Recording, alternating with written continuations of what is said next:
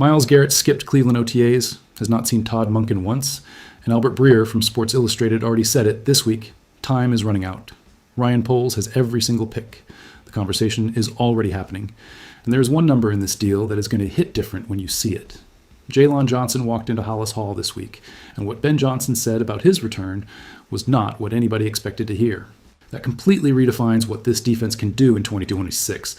And ESPN dropped 2 trade proposals this week, one involving Anthony Richardson and one involving Cole Kmet, ranging from flat-out ridiculous to dangerously tempting.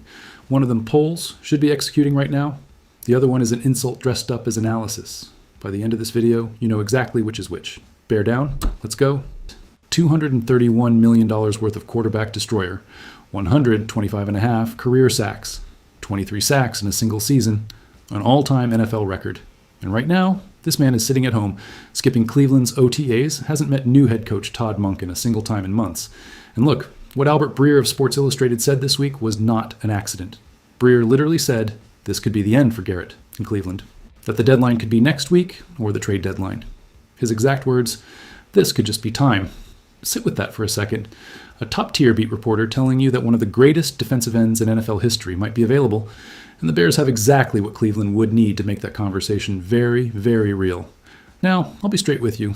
I don't know exactly what the price tag looks like. Look, I could be wrong about the final number, but the logic here crushes every argument against it. Chicago finished last year with 35 total sacks as a team. 5. Montez Sweat led the way with 10. And the second guy on the list was Gervin Dexter with 6. Fam, that's not a pass rush. That's a systemic problem. The Bears were near the bottom of the league in quick pressures and pass rush win rate. You don't fix that with depth. You fix that with elite. And Myles Garrett is elite on a completely different level. He's 30 years old, turns 31 in December. He is at the absolute peak of his career.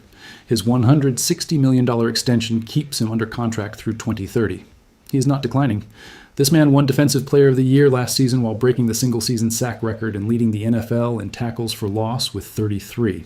That is not a high-risk acquisition. That is a guarantee. Now the real debate, what does he cost? We're talking at least 2 first-round picks, plus additional assets. And this is where the conversation gets serious because 2027 is a loaded draft class.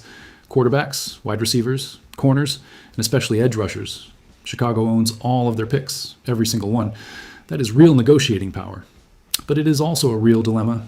Here's the full picture, though. If Logan Jones holds up as a legitimate starting center, and if Ozzie Trapilo comes back from that torn patellar tendon by the end of next year, the offensive line is basically stabilized. The Bears' biggest roster weakness right now is not the offense.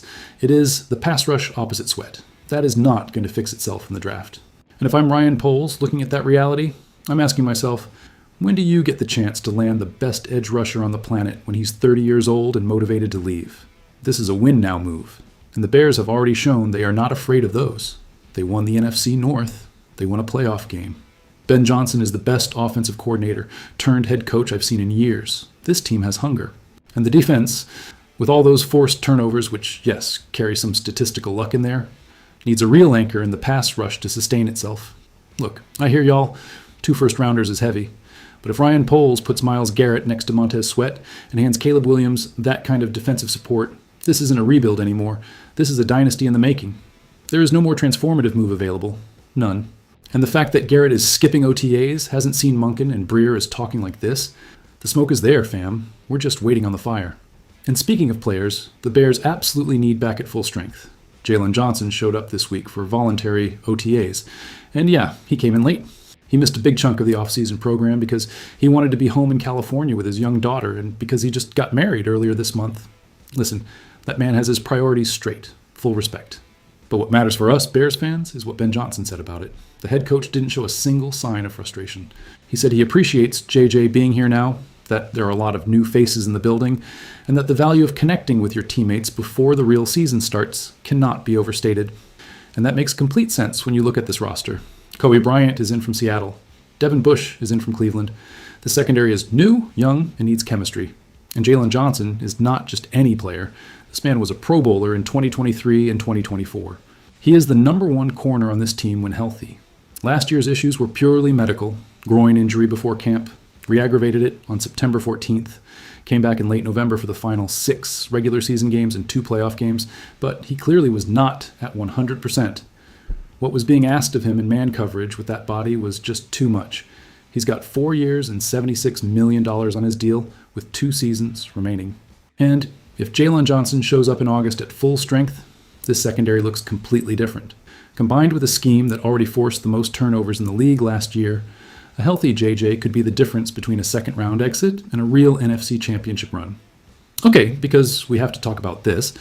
ESPN was out this week throwing trade proposals around that range from, interesting to, bro, are you serious right now? Let's start with the most ridiculous one. Tyson Bagent for Anthony Richardson. Straight up. That's what Dan Graziano proposed. A direct swap. No picks involved. Just players. Me reading that. What? Look, I understand the surface level logic. Richardson has arm talent, he's an athlete, and maybe Ben Johnson could theoretically squeeze something out of him. But this man lost his starting job with the Colts to Daniel Jones. Daniel Jones, y'all. And in return, the Bears would be giving up Tyson Bagent, a guy Ben Johnson has publicly said could be a starter in this league. A quarterback who carries the full stamp of approval from the best offensive mind in football right now. That is not a neutral swap. That is giving away value for free. And the other ESPN proposal, Cole Kmet for 3rd and 4th round picks depending on the team, is more reasonable on paper, but it has layers. Ryan Poles literally said in April that Kmet is locked in, not just on the roster, but as a leader. And yes, the Bears drafted Sam Roush out of Stanford in the 3rd round this past draft. A tight end with a similar profile to Kmet, so the succession plan is there. But here's the tactical detail everyone is ignoring. Colston Loveland is your receiving tight end. Kmet is your blocker. In Ben Johnson's system, 12 and 13-man personnel groupings are central to everything. If you move Kmet before Roush is ready to block at the NFL level, and that gap between college blocking and pro blocking is enormous, you're pulling a key piece out of the offensive system. Could the trade happen? In 2027, maybe, his cap hit jumps to $15.4 million that year. But right now, for this season, Kmet stays. And honestly, he should. Look, this Bears offseason is anything but quiet. We've got the ghost of MYLES Garrett floating over Hallis Hall. We've got Jalen Johnson back and hungry for a redemption season. And we've got trade proposals ranging from visionary to completely unhinged. But what genuinely gets me fired up is what this team is building. Caleb Williams has a full season of experience under his belt. Ben Johnson is in year 2 as a head coach. The roster is younger, deeper, and more dangerous. And if Ryan Poles makes the right move at the edge, whether that's Garrett or another solution, this defense can become something the entire league is going to fear. Bear down, fam. Drop your opinion down below. Would you give up 2 first-rounders for MYLES Garrett? I need to know where the Windy City stands on this one. And if this breakdown hit different for you, leave a like, because that tells me we're doing something right. See you in the next one. Navy and orange till I die.